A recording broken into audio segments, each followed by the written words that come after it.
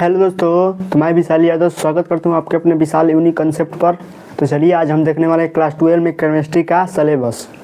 देखिए उसमें 2027 का सिलेबस, उसमें क्या पढ़ना है क्या नहीं पढ़ना है उसके बारे में हम आज क्या करेंगे, जानकारी प्राप्त करेंगे। तो चलिए हम देखेंगे कि 2000 केमिस्ट्री में 2027 का क्लास 12 के केमिस्ट्री का सिलेबस क्या बदला है, 2026 में क्या चेंजेज हुआ है क्या नहीं हुआ है, और कौन सा चैप्टर कितने मार्क्स का होता है, कौन सा सबसे ज़्यादा इम्पोर्टेंट होता है। भाग 1 भाग 2 किताबें होती है, भाग 1 और भाग 2 होती है। यानी क्लास 12 में केमिस्ट्री में भी देखोगे तो भाग 2 किताबें होगी, मैथ में भी 2 किताबें और फिजिक्स में भी 2 किताबें होगी। तो आज हम केमिस्ट्री के बारे में जानकारी प्राप्त करेंगे कि कौन सा चैप्टर कितने मार्क का आता है और कि 2026 में उसमें क्या बदलाव हुआ है, 2026 से 2027 में क्या बदलाव हुआ है उसके बारे में हम आज जानने वाले हैं। तो देखिए हमारा ये क्लास 12 केमिस्ट्री का सिलेबस 2027 यहाँ पर लिख देते हैं। क्या है हमारा 2027 का है, यह 2027 का हम देखने वाले हैं। देखिए चैप्टर 1 देखेंगे, इसमें कुल कितने चैप्टर है, 10 चैप्टर है। 5 चैप्टर भाग 1 में है और 5 चैप्टर भाग 2 में है। तो देखिए हमारा पहला चैप्टर क्या है, बिलियन है, और दूसरा चैप्टर वैद्युत रसायन यानी सॉल्यूशन। क्या है हमारा, बिलियन सॉल्यूशन है, और दूसरा चैप्टर क्या है हमारा, वैद्युत रसायन है। और तीसरा चैप्टर देखिए तो रासायनिक बल गतिकी है। चौथा चैप्टर डी और एफ ब्लॉक के तत्व, और पांचवा चैप्टर उप सहसंयोजक यौगिक। 6वां चैप्टर हाइलोएल्केन एवं हाइलोएरिन है। 7वां चैप्टर एल्कोहल फिनाल एवं ईथर है। 8वां चैप्टर एल्डिहाइड कीटोन एवं कार्बोक्सिलिक अम्ल है। और 9वां चैप्टर एमीन है, और 10वां चैप्टर जैव अणु है। ये हमारा चैप्टर है, 10 चैप्टर हो गए हमारा ये। और देखिए इसमें अब आएगा, देखिए ये 5 चैप्टर बिलियन, वैद्युत रसायन, रासायनिक बल गतिकी, डी और एफ ब्लॉक के तत्व, उप सहसंयोजक होगी, ये आपको भाग 1 में देखने को मिलेगा। और हाइलोएल्केन, हाइलोएरिन, एल्कोहल फिनाल एवं ईथर, एल्डिहाइड कीटोन एवं कार्बोक्सिलिक, एमीन और जैव अणु, ये हमें भाग 2 में देखने को मिलेगा। तो भाग 1 में हमें ये 5 चैप्टर पढ़ना है और भाग 2 में ये 5 चैप्टर पढ़ना है। और देखिए अब बिलियन और रासायनिक बल गतिकी, बिलियन, वैद्युत रसायन और रासायनिक बल गतिकी, ये 3 चैप्टर क्या है हमारा, फिजिकल केमिस्ट्री में आता है। ये फिजिकल केमिस्ट्री क्या आता है, भौतिक रसायन क्या आता है हमारा, यह भौतिक रसायन में आता है। तो यह हमारा 3 चैप्टर किस में आता है, भौतिक रसायन में आता है। भौतिक रसायन, भौतिक रसायन होता क्या है, और देखिए भौतिक रसायन वो होता है जिसमें थ्योरी भी होगा, सूत्र भी होगा और न्यूमेरिकल भी होगा। यानी सूत्र होगा तो न्यूमेरिकल होगा, तो वही हमारा क्या है, भौतिक रसायन। यानी भौतिक रसायन यानी फिजिकल केमिस्ट्री। तो फिजिकल केमिस्ट्री में क्या आता है, बिलियन, वैद्युत रसायन और रासायनिक बल गतिकी, ये 3 चैप्टर आते हैं। 3 चैप्टर यानी बिलियन में भी हमें क्या देखने को मिलेगा, सूत्र, थ्योरी और न्यूमेरिकल देखने को मिलेगा, 3 देखने को मिलेगा। वैद्युत रसायन में भी सूत्र, थ्योरी और न्यूमेरिकल देखने को मिलेगा, और रासायनिक बल गतिकी में भी सूत्र, थ्योरी और न्यूमेरिकल, यानी तीनों देखने को, इस तीनों चैप्टर में 3 चीजें देखने को मिलेगी, थ्योरी, न्यूमेरिकल और क्या मिलेगी हमें, सूत्र देखने को मिलेगा। तो इस तीनों चैप्टर को आपको बस देखिए, वैद्युत रसायन, बिलियन और रासायनिक बल गति, इस 3 चैप्टर में ही केवल क्या है, न्यूमेरिकल है। बाकी कोई चैप्टर में भी हमें न्यूमेरिकल देखने को नहीं मिलेगा। तो 3 चैप्टर में हमें क्या है, न्यूमेरिकल देखने को मिलेगा और क्या देखने को मिलेगा, सूत्र देखने को मिलेगा। बाकी कोई भी चैप्टर में सूत्र और न्यूमेरिकल नहीं है। तो उसके बाद आएगा डी और एफ ब्लॉक के तत्व एवं उप सहसंयोजक यौगिक, इसे क्या नाम दिया गया, वो अकार्बनिक यौगिक। ये इन दोनों का क्या नाम है हमारा, अकार्बनिक यौगिक, अकार्बनिक यौगिक नाम है। इन 2 चैप्टरों का क्या नाम है, अकार्बनिक यौगिक। अकार्बनिक क्या होता है, जिसमें कार्बन ना हो, यानी जिसमें कार्बन ना हो फिर भी उसमें सूत्र का यूज हो रहा हो, यानी कार्बनिक यौगिक को होता है जिसमें कार्बन और हाइड्रोजन उपस्थित होता है, और अकार्बनिक इसमें हाइड्रोजन और कार्बन ना हो। तो देखिए डी और एफ ब्लॉक के तत्व और उप सहसंयोजक यौगिक, इसमें ज़्यादा से ज़्यादा आपको क्या मिलेगा, थ्योरी देखने को मिलेगा, केवल इसमें थ्योरी और कंसेप्ट देखने को मिलेगा। डी और एफ ब्लॉक तत्वों के जो यह चैप्टर 4 नंबर है, इसको आप समझने के लिए आपको थोड़ा दिमाग होना चाहिए। अब अगर आपके पास सोचने की क्षमता थोड़ा ज़्यादा है तो आप डी और एफ ब्लॉक को आसानी से कर सकते हो, क्योंकि इसमें सब क्या है, एक दूसरे से रिलेटेड है। यानी जब एक टॉपिक को आप आसानी से समझ जाओगे तो दूसरा टॉपिक उससे थोड़ा सा क्या है, रिलेटेड है, तो उससे उस टॉपिक को भी आप आसानी से समझ जाओगे। यानी डी और एफ ब्लॉक में आपको क्या मिलेगा, थोड़ा रिलेटेड टॉपिक मिलेगा।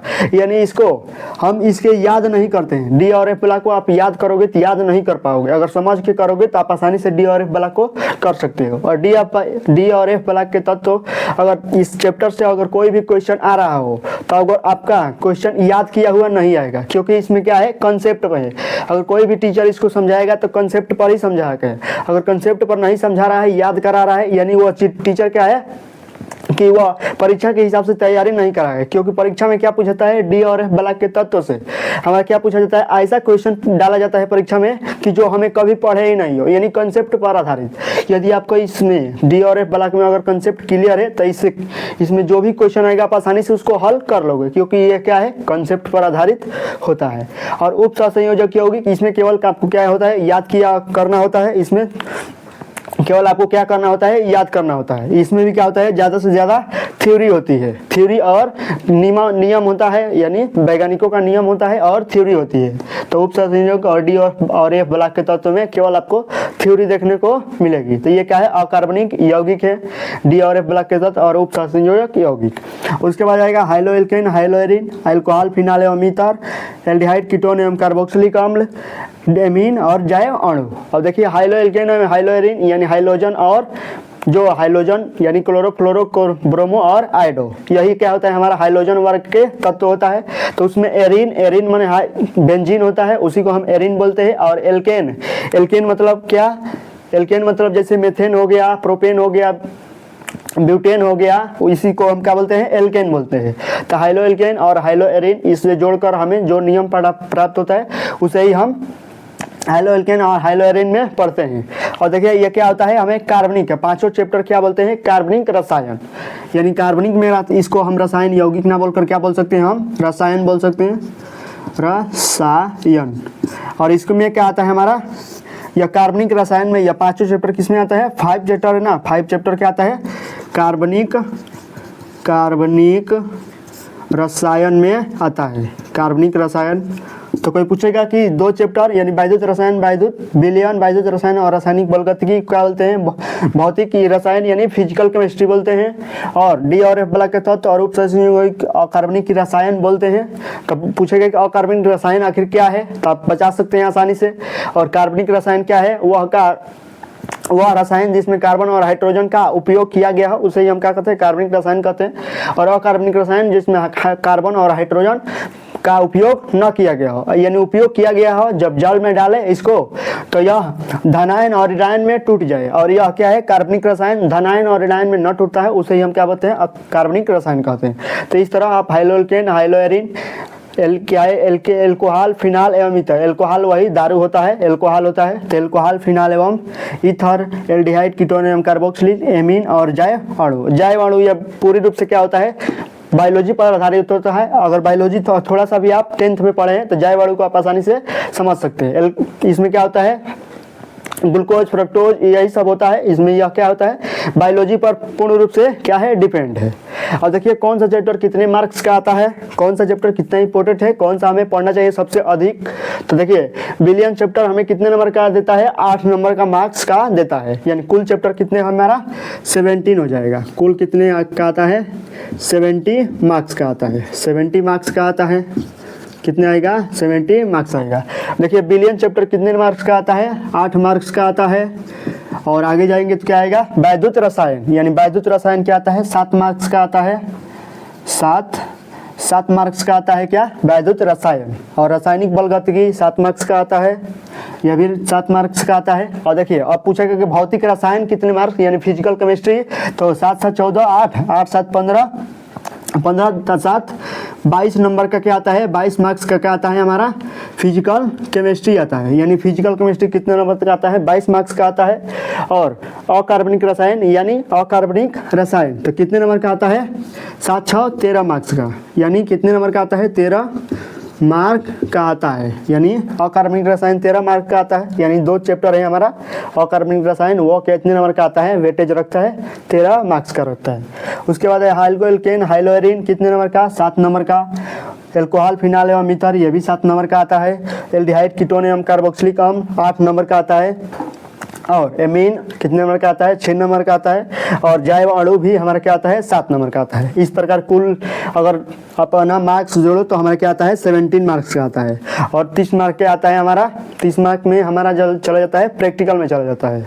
तो इस प्रकार हमारा 100 मार्क्स का हमारा पेपर, 70 मार्क्स का पेपर होता है और 30 मार्क क्या होता है हमारा प्रैक्टिकल से मिलता है।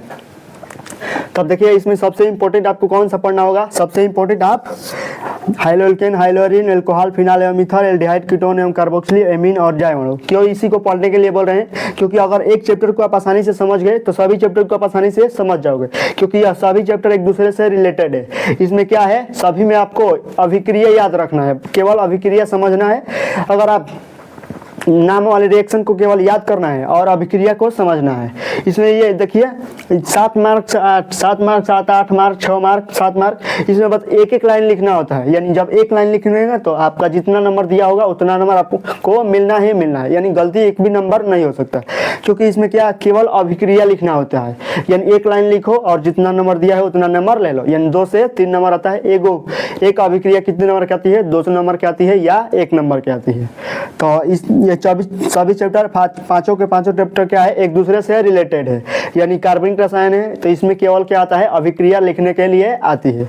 यानी भाग 2 हमें सबसे इंपॉर्टेंट होता है, भाग 2 को हमें अच्छी तरीके से पढ़ना आवश्यक है। और भाग 1 में विलयन और वैद्युत रसायन, और देखिए इसमें विलयन पढ़ लेना अच्छी तरीके से और उप सहसंयोजक यौगिक भाग 1 में। और डी और एफ वाला को तो हम इस तरह के, अगर टीचर अच्छा टीचर अगर आपको पढ़ा रहा है तो आपको डी और एफ वाला आसानी से समझ में आ जाएगा। इसमें कोई याद करने वाली बात डी और एफ वाला में नहीं होती है। अब रासायनिक बल गति और वैद्युत रसायन में आप इसको आप आसानी से याद रख सकते हो। अगर इसमें क्या है, 2-3 इसमें क्या है डेरिवेशन है, तो उस डेरिवेशन को आप कर लेते हैं तो आप इस चैप्टर को आसानी से हल कर लोगे।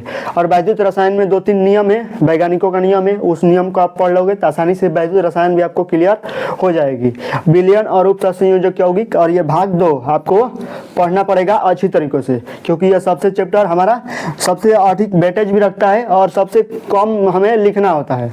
अगर उप सहसंयोजक यौगिक में देखो तो इसमें अगर 5 नंबर में आया है तो आपको 1 पेज लिखना पड़ेगा। यानी इसमें अगर 5 नंबर का आया हो क्वेश्चन, अगर नियम 1 दिया हो तो हमें 1 पेज लिखना होगा। और इसमें 5 नंबर का दिया हो तो आप 5 लाइन में लिखोगे तो आसानी से आपको 5 नंबर मिल जाएगा। तो कितना यह आसान है आपको डिपेंड, अगर यहाँ से हम बता रहे हैं तो सेम टू सेम आपको इसी तरह देखने को मिलेगा।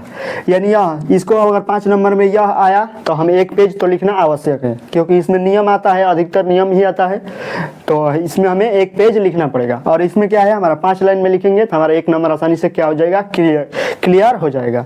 तो शुरुआत से ही इसमें थोड़ा प्रैक्टिस की आवश्यकता होती है, क्योंकि इसमें क्या होता है, रिएक्शन होता है, बैलेंस रिएक्शन होता है। हमें उस रिएक्शन को ही क्या करना होता है, बार बार हम लिखेंगे तो हमारी रिएक्शन आसानी से क्या हो जाती है, याद हो जाती है। हमें याद भी नहीं करना होता है, हमें रिएक्शन आसानी से याद हो जाती है अगर बार बार आप प्रैक्टिस कर रहे हैं तो। अगर एक बार पढ़ लिया, आप उसको कॉपी को फेंक दिए, धो दिए, रख दिए, झांपी में डाल दिए, तो आपको ये रिएक्शन याद नहीं होगी। आपको बार बार यह रिएक्शन परेशान करेगी, यानी जब तक परीक्षा नहीं होगा तब तक यह परेशान करेगी। इसलिए बता रहे हैं शुरुआत से ही, जब से पढ़ाया जा रहा है तब से ही आप इसको प्रैक्टिस करते चलिए, आपको यह याद होगी। और लास्ट में अगर परीक्षा के टाइम पर आप देखेंगे, आपको अपने आप को आप गर्व महसूस करेंगे।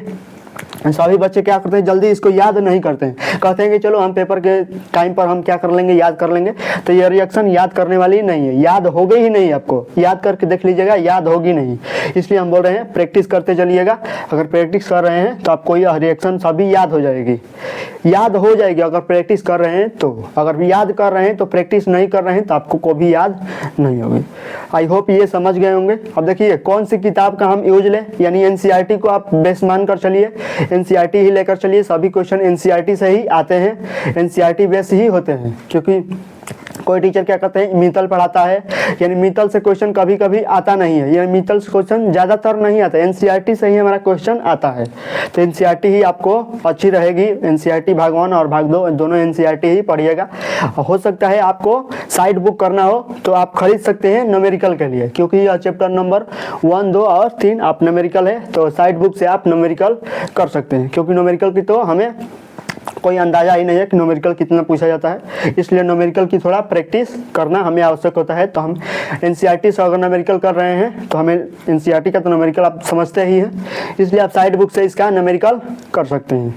आई होप आपको यह जानकारी अच्छी तरीके से समझ में आई होगी। यदि आपको यह वीडियो पसंद आई हो तो अपने दोस्तों के पास शेयर अवश्य कीजिएगा और इस वीडियो को लाइक कर दीजिए। और विशाल यूनिक कंसेप्ट, अगर इन सभी चैप्टरों में अगर कोई भी प्रॉब्लम आ रही हो, यानी देखिए सबसे अच्छा क्या लगता है हमें पढ़ाने में है, ये नहीं भाग 2 ही लगता है, क्योंकि रिएक्शन हमें क्या है, रिएक्शन हम प्रैक्टिस किए हैं, हमें रिएक्शन पता है कि कौन सा रिएक्शन क्या ऐसे होगी, तो सबसे अधिक पढ़ाने में अच्छा यही लगता है। तो विशाल यूनिक कंसेप्ट को सब्सक्राइब जरूर कीजिएगा, विशाल यूनिक कंसेप्ट